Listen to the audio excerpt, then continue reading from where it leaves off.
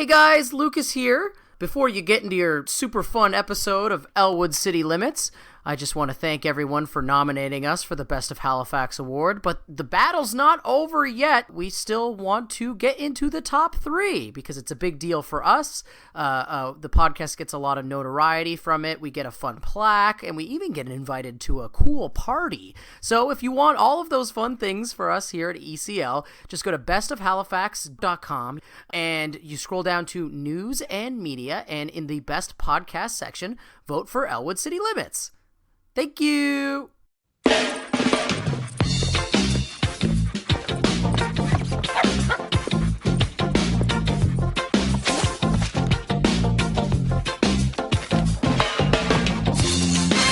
was just going to say, we're recording this on August 7th, but do you know what day of the month that this will be going up? Thank you for bringing this up. It happens to be the 9th. Ooh. Now, a lot of people, they make a big deal about Friday the 13th, but little do they know that it's, if your month starts with A and it's the 9th of that month, watch out for, call your fire marshal because bad things are in store. That's not a threat, by the way. That's just, it's superstition. A 9th. You got to be really careful of those ones. Thank you for bringing that up. I literally realized that at work today, and I was like, oh, I better try and remember that, and I didn't. So thankfully, one of us did. That's right. It is. I want to say this is a long, awaited episode of Elwood City Limits, and a long-awaited episode of Arthur that y'all have been hoping for us to cover here on the podcast, the 2-time Coast-nominated podcast. I was just gonna say, lots has happened in 2 weeks, including all you fine people's hard-earned efforts out there has paid off. And by paid off, I mean benefited us in that we are once again nominated for the Best of Halifax Awards. So thank you, everyone. The battle's only half over, though, because now we need you to head over to bestofhalifax.ca, scroll down to News and Media, and vote for us. Yeah. Please and thank you. Yeah, thanks everybody. This is once again, it's an honor to be nominated, but we do want to give it our best try, and our best try includes, well, listeners like you. You do a lot for us already, and you've been very patient to wait for us for the past 2 weeks. I will say that I'm actually recording this, fittingly enough, an Arthur episode recorded at my mother's place. Because it's the closest place that has internet, and because I still don't. We're going on a week and a half. I still don't have it. I might have it tonight, but we'll have to wait and see. I feel you. There's few things as frustrating as sort of getting your internet set up. Did you tell your mom while you were over? Were you like, yeah, I gotta record my adult cartoon show where me and my friend talk on the internet about our cartoons? Oh yeah, she knows about the podcast. Heck yeah. She's happy to have a famous podcaster in her midst. Right. A Best of Halifax nominated.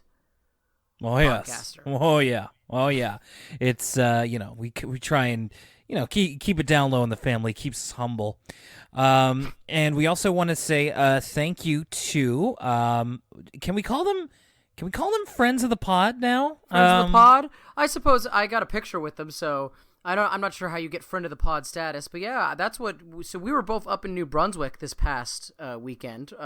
Unbeknownst to us, we were also both like in Sackville, New Brunswick. I think we were in Sackville at different times though. Like yes, I was just there to stop by for lunch while we were leaving New Brunswick. So I don't know if there was too much crossover, but yeah, we were both in that province. Yeah, because I was in Sackville this weekend at a music festival at Sappy Fest, and one of the performers at said Sappy Fest was one of, I would say, speaking for both you and I, Will, one of our favorite podcasts, which is Dog Island, another Best of Halifax alumnus, last year's bronze winner, and they were so kind as to give us a shout-out at the end of their live show, which was in their latest episode, which I would highly recommend, by the way. It's a really funny episode about, they count down the top 10 worst statues in all of Canada. It was a good list. It was a good listen this morning. I think I heard you a couple times in the recording too. It was a pretty intimate space. Yeah. It was a really small bar, but it was really cool to see them. And yeah, I'm with them. The Oxford blueberry statue is in fact creepy. It does have sideways goat eyes. Yeah, so check out their latest episode, and thanks again to those guys. They've always been pretty kind to us, and I mean, I don't think it matters that much to them, but I think that they were robbed in terms of nominations this year, especially considering some of the other ones that got in there. But just that's my opinion. That's just my opinion. Yeah, so we've got ourselves a task here as we are looking to wrap up Season 7. I also want to just quickly go over this. Arthur keeps on winning. This week, or was it? No, it was no, let's just go with this week. This week, Arthur, the TV show, was the winner of the Television Critics Association's Outstanding Achievement in Youth Programming. Oh, wow. And I believe that was maybe not completely motivated by, but I imagine that the Mr. Ratburn episode was a big onus in getting them that award. There's a picture that we retweeted on at ECL Podcast on Twitter. It's Mark Brown accepting the award along with a couple of other people who work on Arthur. So congratulations to everybody. It's a great award to add to the roster some 20 plus years after the show has begun airing. Not too many emails, actually, so we're going to be getting down to this episode pretty soon. We actually have an email here at elwoodcitylimits@gmail.com from one of our patrons, and by Friday, he's going to be a birthday boy. And that would be Mr. John Dulong, close friend of mine and friend of Lucas's as well. Yes, happy birthday to one John DeLong. John says, "Hi, fellas. I was listening to last week's episode, and the Marina Prunella story made me think of a guy I grew up with, Nick. Nick had muscular dystrophy, and as a result was in a wheelchair from age 7 or so until he passed away from his illness a couple of years ago." I'm sorry to hear that, John. "Prunella reminded me of myself at about 6, trying to push Nick's wheelchair. I thought I was helping, but he didn't need my help at all. This was a valuable lesson for me at the time, and one that I think that the episode dealt with well. Don't assume when it comes to meeting the needs of other people, but rather listen to them. They'll tell you what's up. As an aside, the soccer ball with an auditory indicator totally exists, but the ones I've seen had Bella in them rather than a beeper." I don't know what the BELA. I don't know what that is. Maybe he meant to say a bell. Yes, perhaps. It could have been like an autocorrect thing. Finally, I've been thinking about this forever. Just want to make sure I'm reading this right. Bed, Weed, Behead, ECL edition. Oh, bed. Oh, see, I think this is another. Autocorrect thing. John Dulong getting his birthday started off early. You know what I'm saying? Maybe having a couple of pops before writing these emails. Woo! So he's talking about date, marry, dump, Elwood City Limits. Well, there's only 2 of us, right? Yeah. I mean, I think he's talking about for Arthur. So. Oh, I was like, for Elwood City Limits, I do we have to add one of the revolving door guests? So here's John's. If I'm reading this correctly, I think he would date Rubella. Okay. Marry Muffy, and dump the teacher who gets the kids to look at a cloud for homework. Are these our only 3 options? No, I mean, you could pick anybody from Arthur. Oh, gosh. Why did he pick those 3? I don't know. Those are like our least... Those are like quite literally probably our 3 least favorite characters. Looking forward to your answers. There totally is a right one, and I'll let you know if you get it right. Cheers, John. Maybe that was just an example. Maybe we shouldn't... well, I was wondering, is he trying to make it extra hard mode? Because I would probably marry Muffy so I could live that lavish lifestyle, baby. I was thinking that. I think that's probably part of the decision. What was the other one? Date and dump? Date and dump. I would dump Rubella, get her out of my life, and I would go on a date with the spacey teacher because that'd be fun for an evening. Just looking at clouds. I don't know. Okay. So if we're going with these 3, let me see. I think marrying Muffy's the way to go. Like, oh yeah, marrying Muffy is absolutely the way to go. I'm tempted to go with John and saying dating Rubella and dumping the teacher, but honestly, I might just date the teacher and dump Rubella. I don't know. You really, it's, time has healed all wounds. You really hated that teacher, I remember. I bet I did. But that was literally 3 years ago. By the way, we're coming up on our third anniversary, and we've got some things in the pipeline that I think we're going to get to later in the episode to help everybody celebrate along with us. But you're right. That was a long time ago. I bet you that's true, though. I bet you I was upset. I buy it. All right, John, thank you very much. Is there any more business to attend to before we get going here? I think everybody's been kind of taking 2 weeks off. The emailers, me and you, it's vacation time, baby. I think it's time to dive right back in. All right. But of course, we couldn't do that if we weren't sponsored by our lovely patrons, including Aaron DeFilippo, Caitlin Harrington, Chandler LaFave Boughton, Christine Wong, Christopher Eiffel, Sierra S., Crescent Fresh, Dan Mike Dawson Silva, Emily K., Froppy, Ian Collis, Jake Bailey, Joe Sue, John DeLong, the birthday boy himself, John Griswold, Kat, Kaylin Krogull, Kevin Noon, Leanne S., Light Relentless, Macy Ball, Riley Stevens, Ross Ward, Shayna Bennett, Stella, Teresa, and William. Thanks, everybody. You make this all possible, and thank you once again for your patience. It was hurting me just as much to not record and put out an episode as it was for you not to hear it. So we're pulling off that Band-Aid right now as we get into April 9th. So this one is another double episode. So there actually is a break in it. I'm always kind of surprised when they do the double episodes, and I figured they'll just go for like super long, but they usually do have a break in the middle. This one's break. I mean, we'll get to it when we get to it, but it's a fairly dramatic one at that. Yeah, it's an honest to God cliffhanger. We've had 2 of them in this season so far, so they're getting a little wild with this. But well, yeah, we'll talk about that when we get to it.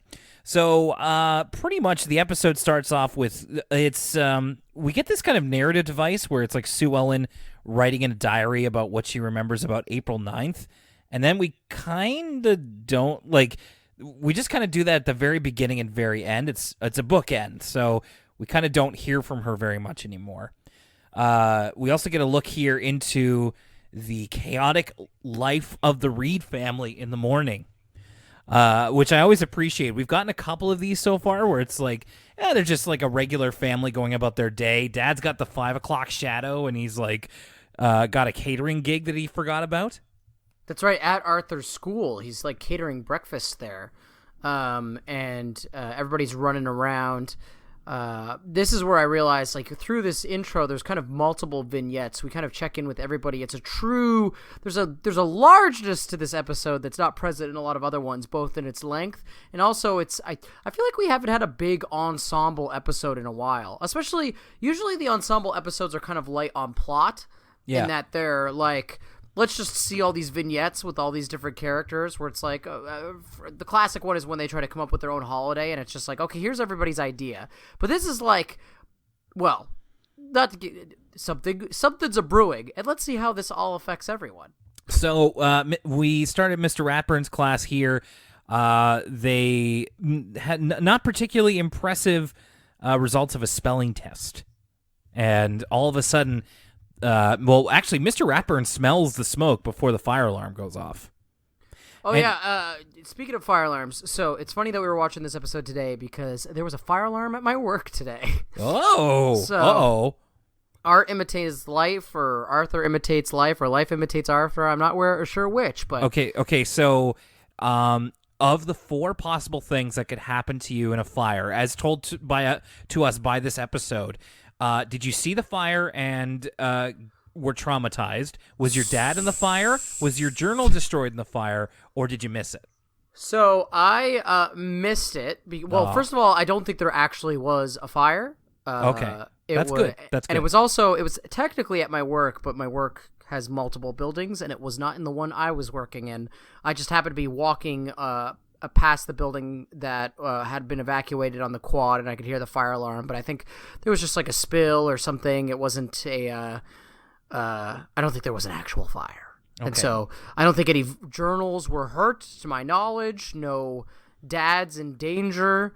No janitors with a broken ACL out for the season. None of that. Okay, well, that's good because, I mean, all of these in their way, and we'll get to it, is pretty traumatizing.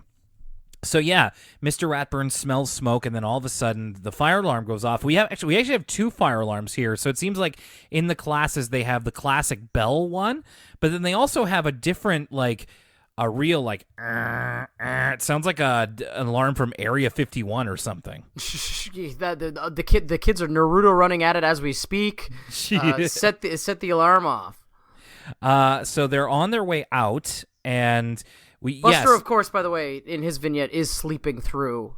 So everybody has everybody's day. We see, like you said, Arthur's morning, Sue Ellen writing in her diary. We get a little vignette of Binky, and also Buster is fast asleep, so he's not even at this school.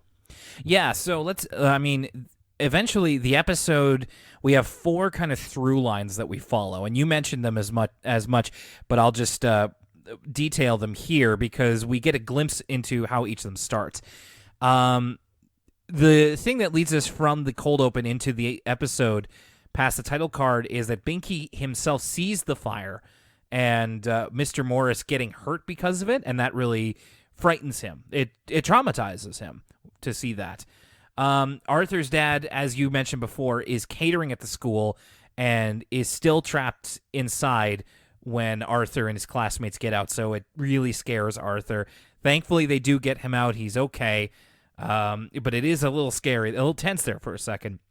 Sue Ellen starts this episode by mentioning that her journal has like a postcard from a pen pal that she has in, was it, hang on, it's just about to, it had a llama on it. It was from Bolivia.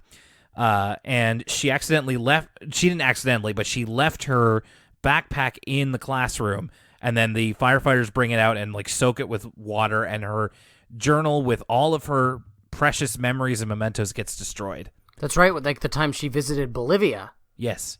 And finally, as you mentioned, Buster actually gets there after the firefighters have come, and he's like, oh man, the most exciting thing that's ever happened, and I missed it. Maybe this is a good time to talk about it.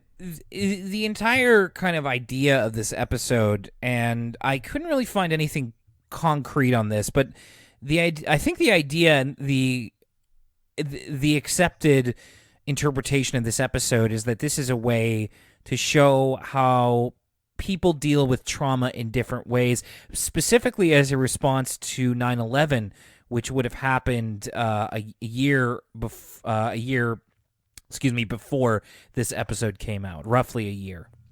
Interesting. I did. Now that you're saying that, after watching the episode, it actually makes perfect sense. That's not necessarily something that was in my mind because we're so far removed from that context, but in the spring of 2002, 9/11 was such a sort of a nationally, even internationally traumatic event that, the parents would be having these kind of conversations with their kids all the time in terms of, some kind of disastrous situation like this. And how different families and different situations relate to that trauma. So us being so far removed from that, I didn't really have that in my mind while watching this, but this kind of imagery is actually fairly evocative of that kind of stuff. Yeah, it's evocative without necessarily directly revisiting those events or, re-engaging with that past trauma directly. It's not like they witness a terrorist attack or something like that, but it's enough where in the, relatively low stakes world of Arthur, it feels a bit more high stakes, especially I feel like Arthur's dad being in there is a little harrowing, even if it is not for too long. So yeah, that's kind of the idea behind this, and that's what we explore throughout the rest of the episode, which I found very interesting and still do. And so the kids are kind of commiserating after the fire over at the treehouse, and they're going to have to go to school at Mighty Mountain until the school is brought back to shape. Which it's funny, this never actually comes up, but it would be interesting to...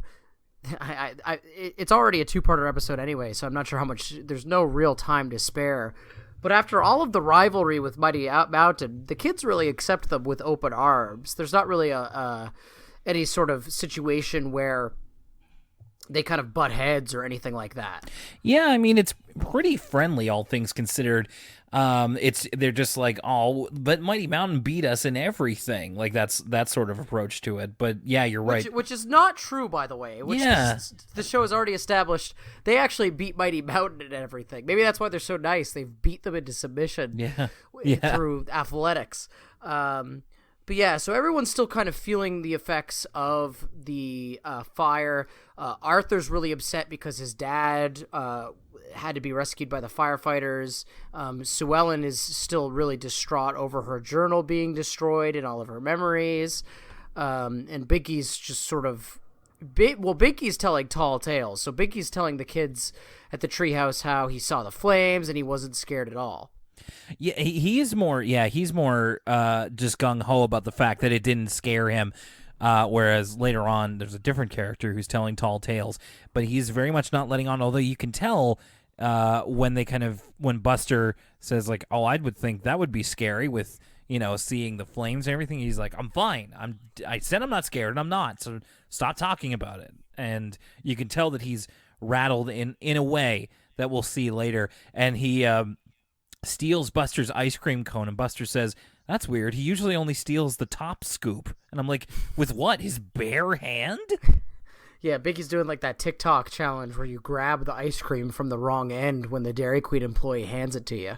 Is that a thing? Is that real? Mm-hmm. Yep. You go through the drive-thru and then you just make a little claw and grab the ice cream from the top and then drive away. And waste an ice cream cone?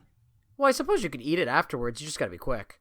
But if you grab a DQ soft serve by the ice cream, it's just gonna fall. It doesn't come off. No, the bottom usually sticks on, so they immediately turn it upside down and then bite into the wrong end. I kind of need to see this to believe it. I mean, I just feel like if you gripped into the ice cream and turned it upside down, like you would lose the whole thing. It's a pretty swift process because they kind of make out like a bandit, right? They don't really give the DQ employee time to even consider what's going on. So it's all kind of one motion. I'm gonna have to review this. Let's continue on here. We actually see a bit more into how Binky's feeling when he goes back home to watch TV. When he's channel surfing here, by the way, they stop by this guy on a microphone in front of a brick wall, like a Showtime at the Apollo type show. Yeah, he looks like Patrice. Yeah, a little bit. Yeah, that's what I was thinking. I was like, is this an Arthurized version of Patrice?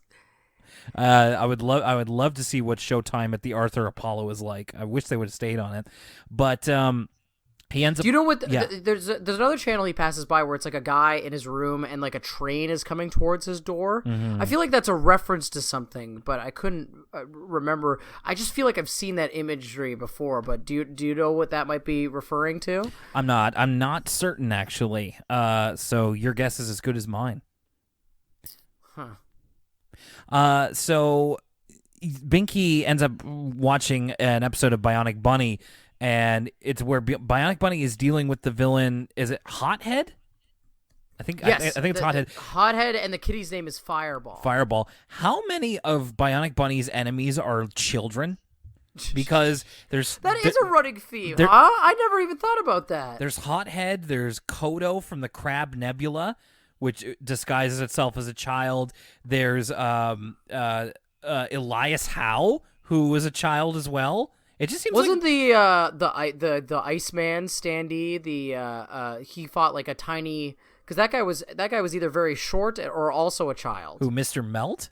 Mr. Melt, yeah, Mr. Melt was like child size. That was a terrific 3 villain, but he was child size. I'll give you that. I just don't know why all of Bionic Bunny's rogues gallery is children or like people who look like children. This character, actually, Hothead, reminds me of an anime that's airing right now called Fire Force, which I really like. that's like a shonen anime where it stars. It's instead of like a team of superheroes like My Hero Academia or ninjas like Naruto or pirates like One Piece. The gimmick with this one is that it's a shonen squad of firefighters, and people across the globe are stricken with just kind of a syndrome that makes people suddenly combust and turn to like a flame zombie. Okay. And so the firefighters have to extinguish the people to save them. And anyway, the way they combust is very similar to the transformation Hothead undertakes when they show Bionic Bunny their true form. Also, I forgot about this, but like I love how they just kind of make Bionic Bunny sound like a doofus. Like he's just like, he's got a very performative way of speaking, where it's like, that's like the name of the cat that I ate. Do you know what I'm talking about? That's like the name of a cat that an enemy of mine used. Yeah, it's a very similar voice to Zelda's dad from the CDI games. Yeah, exactly. There's a piece like this is what all true warriors should strive for. Enough. My ship sails in the morning. Yeah, that kind of stuff. I kind of liked it at first. I find Bionic Bunny now kind of annoying, especially when it's like Mr. Ratburn's voice, Arthur Holden, just doing that. Not annoying, but it's just like it does make him seem like a bit more of a doofus with moments like these. We also see the next day on the playground, we see that 3 bullies at Mighty Mountain are doing the job of one Binky, and Binky harasses them away because they're picking on George, because only Binky can pick on George. Fit check on these 3 Mighty Mountain bullies, by the way. These guys might be there's not a lot of throwaway characters of the week, so these guys might be it. Some of them are just straight up dressed like 2019 hipsters. Buddy with the tucked in polo and his haircut. Some nice fits on the Mighty Mountain bullies. And we see Muffy getting Sue Ellen a new journal, like a nice new one with a pen and everything, but Sue Ellen's not ready to accept a new one, but this is kind of going over Muffy's head a little bit. I will give Muffy some credit. She was trying to do a nice thing, but the whole thing of why the original journal mattered to her, mattered to Sue Ellen, is kind of going over her head. Yeah, I mean, I kind of felt a little bit bad for Muffy here, because Muffy is actually just doing this out of the kindness of her heart, and she's like, oh, I'll make her feel better by buying her a new journal. But Muffy thinks that Sue Ellen's sad about the lost, sort of the damaged book itself rather than the lost memories, because Muffy's really confused when Sue Ellen doesn't want it. Because our future wife Muffy is a heartless money grubber, it seems. No, it's funny because a running gag in this episode is that Muffy keeps describing these fancy new journals she's giving to Sue Ellen. I don't think it's this one. I think the next one she gives her is like imitation suede. Yes. Genuine imitation suede, as opposed to non-genuine imitation suede. And Buster is, you mentioned earlier Binky telling tall tales. That's literally Buster here, a real Brian Williams, saying that he was at the heart of the fire and that, he saw the flames, and he's like entertaining everybody with his stories. But Arthur gets very mad at him because, as he mentions, it wasn't a joke, or it wasn't exciting. It was a scary thing that happened. It's a thing that really happened, and Arthur takes offense to him kind of making it up or making it sound more exciting than it actually was. Yeah, it's at this point that you can kind of tell that Arthur's, like you said earlier, a little bit traumatized by just the fact that his dad was almost hurt. He's sort of dealing with that, and in this sense, he's lashing out at Buster because Buster's not taking the fire as seriously as everybody else. And we get a little bit from Buster's perspective here back at the house with Bitsy, and he kind of feels weird because he doesn't have the same sort of trauma or grief over the fire that everybody else does.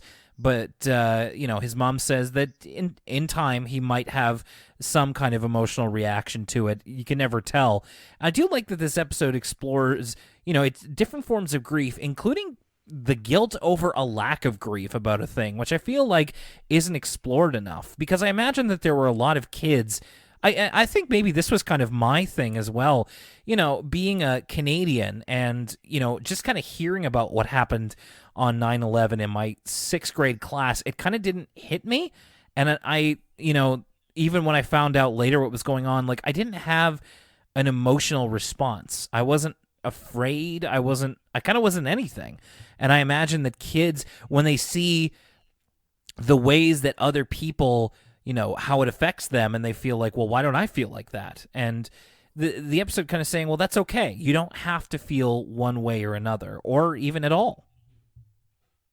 That's a really interesting point. I hadn't considered that, but you're right. Now, I mean, eventually Buster does kind of get a reason to feel some type of way about the event, but you're right. At this point, he's more so feeling just kind of left out by being unaffected by the fire, to the point where he's kind of wishing another event would. He's both looking forward, because his mom tells him, people feel different things at different times when something like this happens, and he's like, oh, do you think I'll feel bad tomorrow? So he's almost looking forward to it, but also kind of wishing that like another thing would happen so he could be a part of it and not as alienated. And it's a pretty typical like kid emotion to feel left out, even over something that's very much not good. Speaking of Arthur, he's very protective of his dad, and he has I'll say a really harrowing nightmare for a kids show. His dad mentions that he's going to do a catering gig at the aquarium the next day, and of course he's like, don't worry, it's the aquarium, nothing's going to burn down there. But Arthur's dream is, first of all, he's doing it for like a convention of deep sea divers, which Arthur kind of dreams as just a gang of pirates that he's making food for. Yeah, just like literal pirates. But while Dad's catering in Arthur's dream, I remind you, he gets pulled underneath the water by an octopus, and the last shot that we see is like Arthur is running to be like, somebody please help my dad, and the pirates are like, won't do him any good, my lad, like he's got to do this for himself or whatever. The last shot we see is like Dad's plate of food that he was carrying kind of droop to the bottom of the tank that the octopus is in. The implication being that Arthur's dad drowned. Yeah, Dad drowned. Dad drowned. Yes, I was. You beat me to it. I just realized it. Yeah, not since Ben drowned has a children's thing been repurposed for such a frightening. Well, it is a pretty, as far as dream sequences go, not since being digested by the giant clam have we really seen such a horrifying turn of events, to the point where when Arthur's kind of recounting this tale later on, Buster's like, I only have dreams like that if I eat pepperoni after 8. I dream the penguins are after me. Yeah, it's really kind of hardcore for a kids show. It's like, well, Dad died, like off screen, granted, but that was it, And I got to be honest, I did think it was weird. I forgot to mention this earlier in the episode when Arthur got that like all black N64 cartridge from that yard sale, and then the save file said Dad drowned. Oh my god! And then you turn it on, and like Arthur's dad, his like torso is like upside down, and I see, this is very funny, but I also know what you're talking about. I wonder if people know. Do people still know about Ben Drown? You've met with a terrible dad, haven't you? Oh my goodness gracious! That's, dude. The first time. Did you ever see? First time I read that, it scared the crap out of me. Gotta be honest. Did you ever see the sequel video to Ben Drowned where he's like making fun of it, where like what are those the big guys from Zelda called, like the big rock guys? Oh, the Gorons? Yeah, there's just like Goron playing bongos, and it's like, if you hear me before you'll see me, I got King Kong in the trunk. Like, you think it's gonna be another like scary Ben Drowned video, but then like just a Goron shows up and that song starts playing. No, I haven't seen that. That sounds really funny. King Kong, King Kong. I'll just see if I can find that. Anyway, after seeing that, I've never been able to take Ben Drowned seriously since. It was a time and place kind of thing. So, I mean, going back to it, it's just like, ah, ha, ha, yeah, that's funny and all this kind of stuff. It's just like, when you're in the mood for a creepypasta and you're like in your early 20s and home alone, it's just like, it can be effective depending on what type of person you are, but it's not going to work on everybody. Speaking of time and place, the time after school, the place, the hospital, the person in question, it's Mr. Morris. Living it up, actually, even though he's got a broken leg, a torn ACL, MCL, going to be out for the season. Ruptured a disc that fragmented into his spinal column. Yep. All that jazz. He's chowing down on some truffles. Buster's swinging by to offer him some flowers from his mom, and they get to talking. Truffles, which Muffy gave him, by the way. So again, another nice thing that she did. Buster clusters, these are not. No, these are top of the line here, mister. But he doesn't have much of a stomach for sugar, does Mr. Morris. So Buster is asked by Bitsy earlier in the episode to go and visit him, and ends up kind of striking up a conversation. Mr. Morris shares his chocolates with him and finds out that he's a pretty cool dude. He was like a show dog trainer. He lived in was it Morocco? Or he lived somewhere foreign, and I don't remember where it was. He could speak Portuguese. He could speak Portuguese. That was it. Thank you. I knew it was something like that. Yes, I know. So Buster is really excited about the friendship he struck with Mr. Morris, and Mr. Morris, I think, was happy to have some company there in the hospital. We also see, as Buster's relating this the next day at school, Muffy has bought Sue Ellen another journal, and this one is personalized. It says property of Sue Ellen on it, and she gives her a pen as well, and Sue Ellen ends up somewhat reluctantly but graciously accepting the new journal as she tries to move on. And then we get our cliffhanger into the halfway point of the episode. It's just a shame that we had to see this person's sleeve. We see a mystery hand pull. You know an Arthur episode is hitting different when you see a first-person hand do something shady. You know what I mean? Yeah. And we see a first-person hand. Again, like I say, wish we hadn't seen the sleeve. It kind of takes the mystery away a little bit as it pulls the fire alarm, and everybody is shocked. And we had to break. And in fact, I know we even get a stay tuned, which I don't even remember seeing that before. No, you'd think that was hardly necessary since we're only halfway through this episode, but indeed, stay tuned, true believers. And now, a word from us kids. And now, a word from us kids. This one's a little bit on the rudimentary side. Once again, it's just about fire safety for young kids as they're visited by firefighters. I mean, as always, some great 90s haircuts in here, both amongst the firefighters and amongst the children. Like one guy's got the sideburns going, and we do have some pretty enthusiastic kids as well. Asking. Oh, sorry. I wish they had brought back Firefighter Squat for this one. I forgot about Firefighter Squad. Yeah, I guess we should comment on that. Is that I hate to criticize it for this because it's kind of a silly remark, and I think it's only because of the nature of the show and us watching every single episode of Arthur.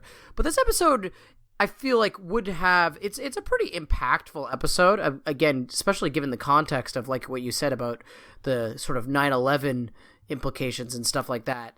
But I feel like this episode would have been a tad more effective if we didn't already have a fire drill episode.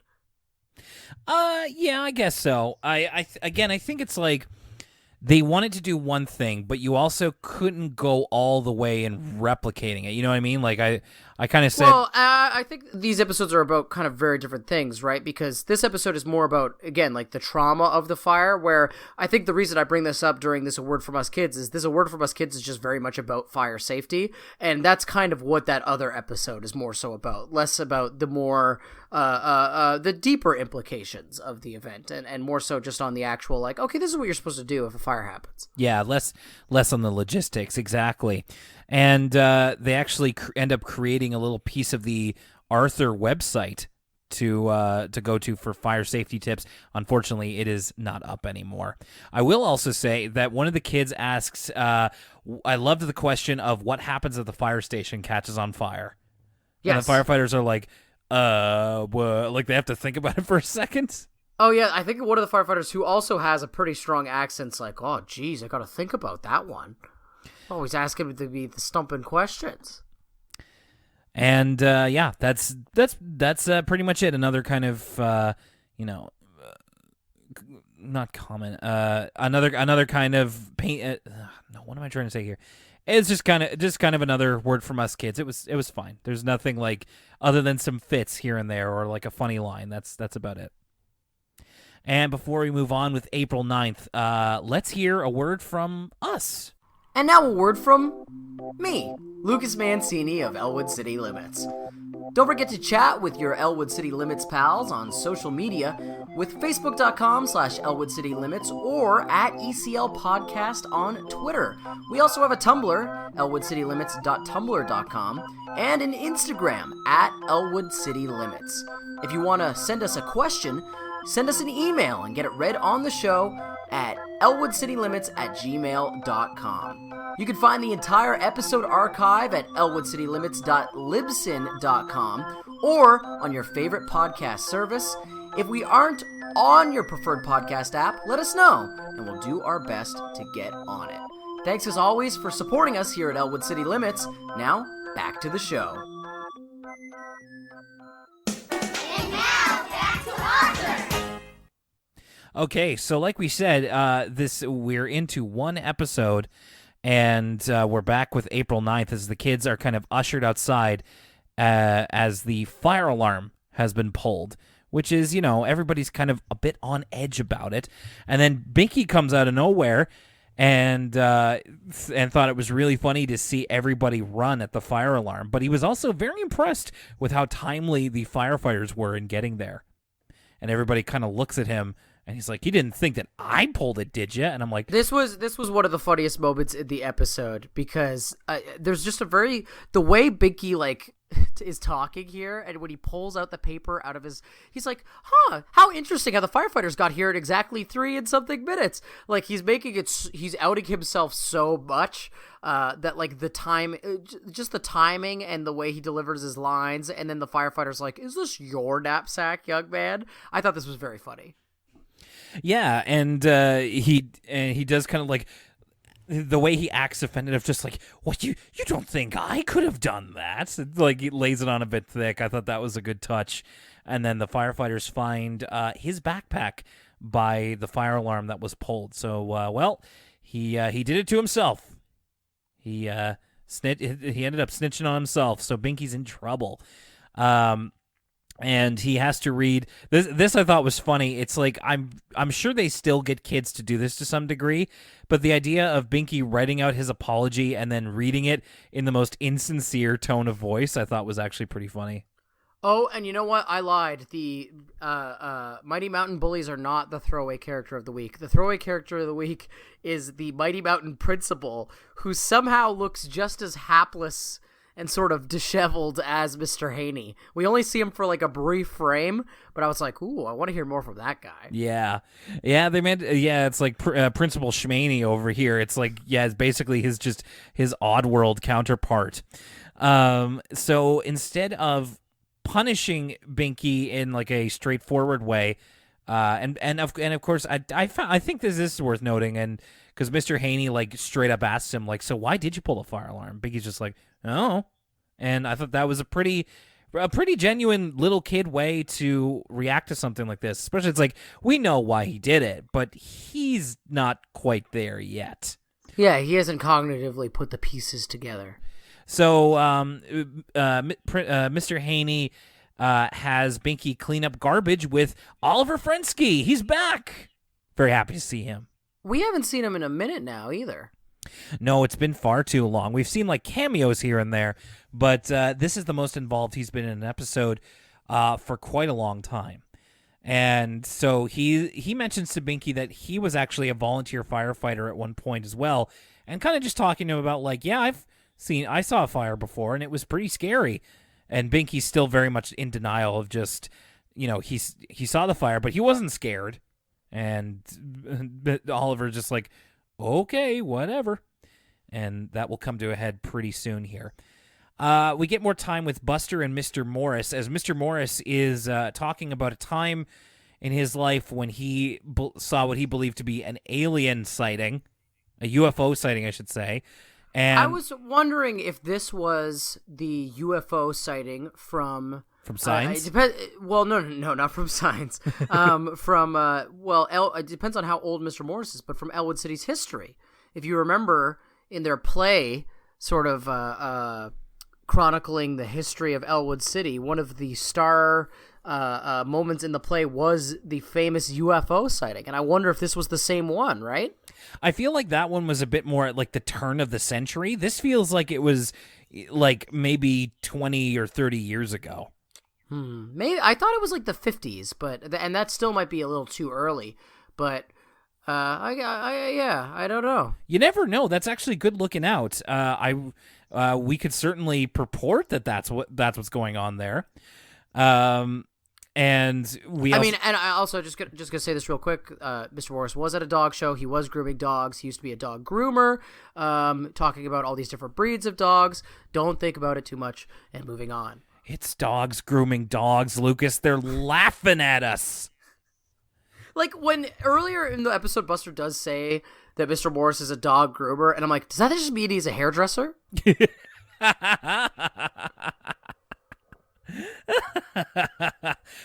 Dude, that would be a terrific joke. Like, imagine if he is, instead of like, he's like, I was doing a dog show, but then all of a sudden it's like it's him in a hair salon just doing perms on dogs. This is what we get for even thinking about this. You know what I mean? This is our punishment, is to. So yeah, he and Buster, Mr. Morris and Buster are really hitting it off. I'm sorry. I'm still on this UFO sighting. I just paused the dog grooming scene. Yes. And there is a poster in the background that says, "Dog something champion 1966." 1960. So, I just actually passed it myself. 25th annual dog show, 1967. So around the mid 60s is when this is taking place. I feel like the clothes and stuff from the Elwood City play was the 50s, but hey, maybe the ECL heads will put two and two together for us. Maybe there's actually been 2 UFO sightings in Elwood City history. So yeah, I only kind of wish that we as the audience had a bit more of a relationship with Mr. Morris. We've seen him in a couple of episodes, but I wouldn't say that he has like much of a character. I kind of wish that he was somebody, I think that they try their best in this episode to kind of get us up to speed in that sense. I think my favorite parts of this episode are the Buster and Mr. Morris stuff. I think it's pretty good. I feel like they wouldn't have had to cram so much development for Mr. Morris into an episode if it was somebody that Buster already knew. But I don't disagree. I in a way, like, I think they do a fine job. I just feel like they could have really maybe gone a bit more emotional if it had been somebody that Buster knew who had been a part of this. You know what I mean? I hear what you're saying, yeah. So we go back to Arthur, and he is pretending to be sick in order to try and get Dad to stay home from his catering job. And a rookie move here, calling in sick in your school clothes. You got to stay in your PJs, dude. It's true. He has his backpack on and everything. It's like, well, I was going to go to school, but I'm sick. I can't go. Yeah, Ferris Bueller didn't even leave the bed. It's true, dude. Also, just kind of, he gives up the facade almost immediately when his dad's like explaining to him what he's going to be off doing for the day, and Arthur almost immediately breaks character with his worriedness of I was worried you were going to be at another school, and he doesn't say it with this like sick accent. His dad kind of sees through what's going on.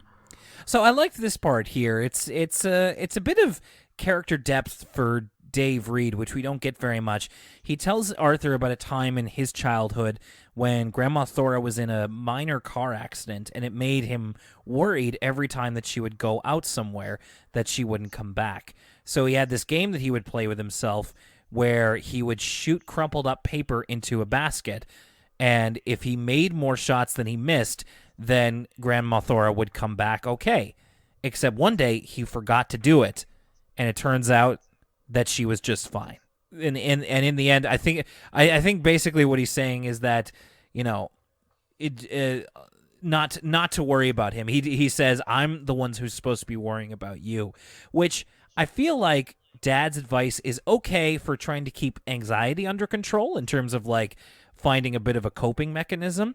But I'm not sure how helpful I would find it personally if I were Arthur, because it kind of ends up just being like, yeah, don't worry about me, nothing's going to happen. And it's like, well, that's not exactly helpful, I think, if I were Arthur. Yeah, it's a little bit of that, and it's a little bit of the uncomfortable truth that it's like there's not really anything you can do to prevent something like this, right? Mm-hmm. So it's better, instead of being anxious about things you can't control, it's better just to kind of accept that that's how things are. Yeah, and of course they're trying to put a positive spin on it, so I do appreciate that. It's just I think realistically it's not something that would necessarily cause an 8-year-old to worry less, because I had this same anxiety myself many times when I was a kid, and never thought of this coping mechanism, although I wish I did. That probably would have been helpful to a degree. Also, the sushi plate that he's putting together looks quite scrumptious. I'd love to have some of Dave Reed's sushi. That sounds real good right about now. We also we go back to Binky's story here, and this is where kind of his trauma comes to a head a little bit. And I'm just trying to... Oh, wait. First, there's an 80s movie montage where they rebuild the school. Yes, they do. They paint like a mural. Yeah. Like a nice little mural. Which is one of the more heartwarming moments in this episode, is watching the gang all come together. It almost feels like the end of the episode in a way, mm-hmm. where the gang's all kind of coming together and working together, and Mr. Rappern's leading the group, and they're all kind of repainting the school, and it's a nice moment. And then there's a big welcome back sign. It I don't know, it makes you feel like it's a big deal. It's like, oh, they're back at their old school. They don't have to go to Mighty Mountain anymore. Mm-hmm. Spearheaded by Sue Ellen, I must add, who's kind of feeling a bit listless with her new diary. Yeah, Binky sees the place where he saw the flames, which was Principal Haney's office, and he runs away, and he's crying. Like, that's right. Mr. Haney is jumping on his new couch that was bought probably with the insurance money for the school, and he's like, ooh, this new couch is so springy. So Binky is kind of just running away from the school, and Oliver Frensky shows up, and it's actually a pretty realistic treatment of how a little kid would handle something like this. Like, and really almost how anybody would. Like, Binky it's so hard for him to articulate why he's afraid and like what's wrong, but he's just, he's crying and he's trying to get his words out. But Oliver Frensky does understand. He felt incredibly scared the first time that he saw a fire with his own eyes. But what helped was what they're doing right now, talking about it. And Binky does feel a little better after being able to open up a bit about it. So he's able to join Oliver as he does the rounds in his garbage truck. He asks if he can use the crusher, and Oliver Frensky goes, "Only if you join the union, Barnes." I loved that. I loved it, calling him Barnes. That's great. I will say Binky's trauma felt like it wrapped up a little quick, but it's also a 22-minute episode, so I'm not like upset at that or anything. It's fine. I had the note here because this is where we also wrap up Buster's involvement with Mr. Morris, as Mr. Morris is going to be moving away to New Mexico to live with his daughter because it's harder for him to get around and he needs someone to take care of him. And he's even retiring, yeah. Yes, he's retiring. So this may be the last time we ever see Mr. Morris in the show.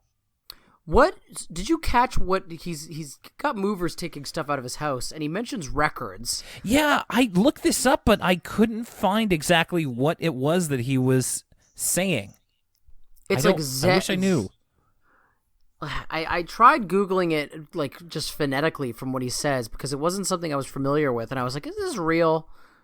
More homework for fans of the show, I suppose. Yeah, let us know if you know what they're saying. So yeah, Buster is sad that his new friend Mr. Morris is leaving, but he says that Buster can visit him anytime he wants. There's also a part here before where Buster finds out that Mr. Morris is retiring, where they're having like a welcome back cake, and Buster wants to take an extra slice for Mr. Morris, but Mr. Ratburn gives him 2 pieces anyway to save him from coming up for seconds, because he knows his students. That was a fun little moment. I like Mr. Ratburn as like a very side ancillary character. I feel like he's finally passed like the Mr. Feeney Rubicon of like the kids all like him now. Yeah, you know what I mean? Yeah, he's just kind of he's just Mr. Ratburn. Everybody kind of knows what to expect from him, and he's cool. He's not scary at all. And I believe I think it was Kelsey who sent us an email that he's not like a vampire anymore. Mm-hmm. So Buster's, kind of sad that Mr. Morris is leaving, but Mr. Morris gives him a gift, which is Beatrice, his gigantic accordion. And so as soon as I saw this, I wrote the note, what are the odds that Beatrice, much like DW's doll Clarissa, never shows up again? I would say probably fairly high. Buster's already a tuba player by trade, Mm-hmm. But I'm a sucker for all of this Mr. Morris stuff. I thought this was a really sweet moment in just Buster and Mr. Morris's friendship seemed, even though it was only really developed in this episode, fairly genuine. And the moment where Buster offers to take care of Mr. Morris so he doesn't have to move away, and Mr. Morris is like, yeah, I don't really want to leave Elwood City, but I need someone to take care of me. I thought that was very sweet, and especially Mr. Morris's response of, it's very nice of you to offer, Buster, but I think my daughter's a little bit better suited for the job. I don't know. I was into all of this. I feel like I should add, even though I was a bit critical of it, I do think that this storyline is pretty good, and I guess it would probably, if it was someone who was closer to Buster, then that might be like a little bit traumatic in and of itself to have this person moving away. So I guess, and I know the other point of this is, as Buster talks about with Arthur near the cap of the episode, that if the fire had never have happened, then he never would have become friends with Mr. Morris. That's right. Buster's finally sort of felt the impact of the fire, and that now he has something to be upset about, because he's lamenting to Arthur that, if this fire never happened, Mr. Morris would have never moved away. But then Arthur points out that, well, Buster, then you wouldn't have never have even met Mr. Morris, really. Mm-hmm. So it was kind of serendipitous in that sense. And that leads to a nice moment. They're communicating over Bionic Bunny walkie-talkies, which these things are like better than cell phones, man. The reception they get is amazing. And Buster plays Clementine for Arthur over the accordion. That's right. Arthur. This moment serves 2 purposes, right? Because Buster's playing Clementine, but it also shows that Arthur's kind of gotten over the trauma with his dad, because he's been nervous about his dad coming home, and his dad pulls up in the van, and Buster's like, oh, you probably want to go say hi to him, but instead he decides, oh, you know what, actually I'll listen to you play Clementine. And I thought that was kind of a sweet moment as well. Mm-hmm. And we kind of wrap up the episode here as Sue Ellen takes us out with like a final narration in her new journal, and that's where I said, oh right, Sue Ellen was in this episode. Yeah, Sue Ellen's impact of the fire is probably the most low stakes, even though it would be really sad for your travel diary, especially if you've been all over the world like Sue Ellen has, and she had it since grade 1 like she had. It would be sad, but it's definitely between your dad almost dying, your new adult friend having to move away, and just like straight up PTSD, your diary getting destroyed is probably the lowest of all those stakes. Even though like when it happened, you could totally see like how that affected her, and it was pretty like traumatic in and of itself. Like Sue Ellen, yeah, she was the most outwardly upset. Yeah, really. So it was a kind of a lingering thing, and that's kind of the end of it. She just kind of puts a ribbon on it of just like, it's a day that we'll never forget, and I'm very happy to have the family and friends that I have who helped me through it and that kind of stuff. So, Lucas, in the end, what do you make of April 9th, one of the most famous or infamous episodes of Arthur, the response to 9/11, such as it were? I like episodes that, especially the fact that this episode's kind of capping off the season. There's very few episodes of Arthur that have this kind of larger than life, like big almost season ender feel. We talked about Arthur's Christmas. There's that season 1 kind of wrap up. Is it season 1, or it's one of the first 3 seasons that wraps up with that Christmas episode that we thought was so effective?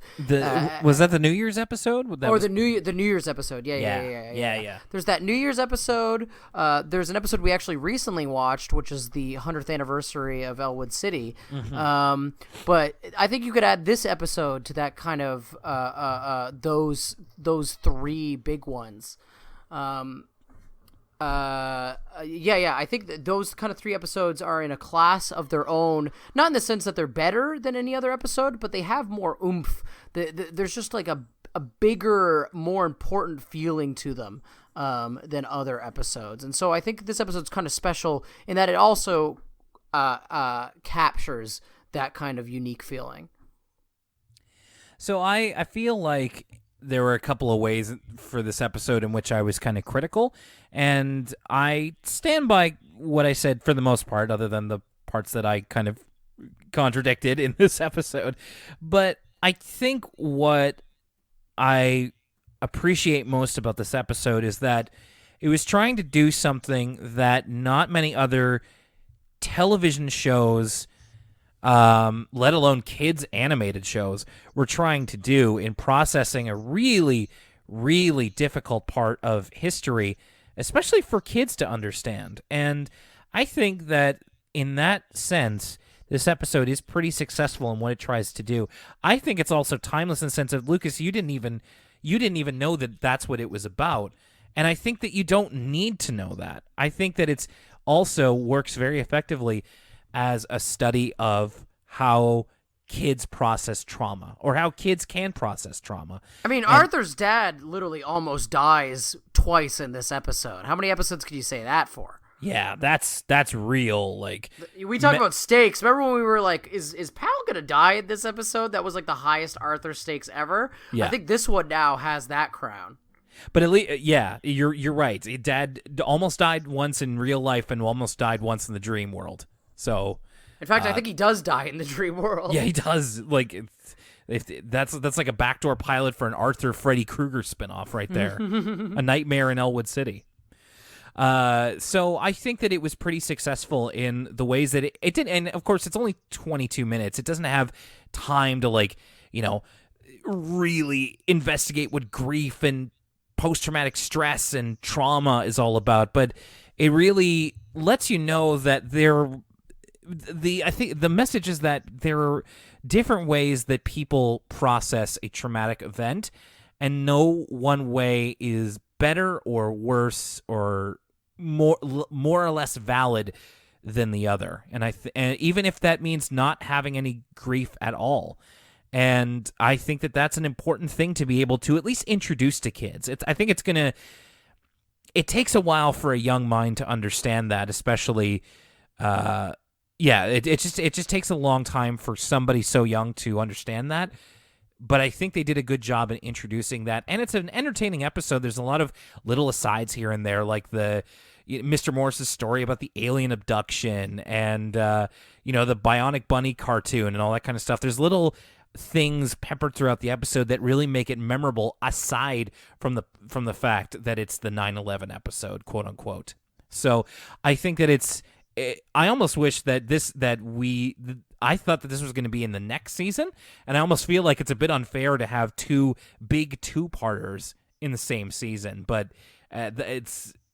we're really lucky to be able to explore both this and Elwood City Turns 100 in the same kind of depth of time. So I think this one was memorable for all the right reasons, I'd like to say. I totally agree. I feel very positively about the episode. So, yeah. Well, just how positively, Lucas? Because we're done season 7, dude, and that, you know what that means? We've done this 6 times before. It's going to be time for us to be wrapping up season 7, and that's what's going to be on the docket next week for Elwood City Limits is our season 7 recap. That's right. Just like you have to pick between your favorite Halifax podcasts, we have to pick between our favorite episodes of season 7. And it's not going to be easy. I was, drafting a rough draft of my list, and it's tough. There might be a couple of ties in there. Like we'll save the full season 7 thoughts for that episode, but it wasn't easy narrowing down the list. And so next week, Lucas and I are going to be coming at you with our thoughts on season 7 as a whole and our top 5 episodes as we look ahead to season 8. Now, I'm not going to reveal everything about the rest of our August lineup, but we do have a couple of special things coming up in the pipeline. And if you're a patron over at patreon.com/Elwood City Limits, you know exactly what's coming in August and in time for our 3rd year anniversary.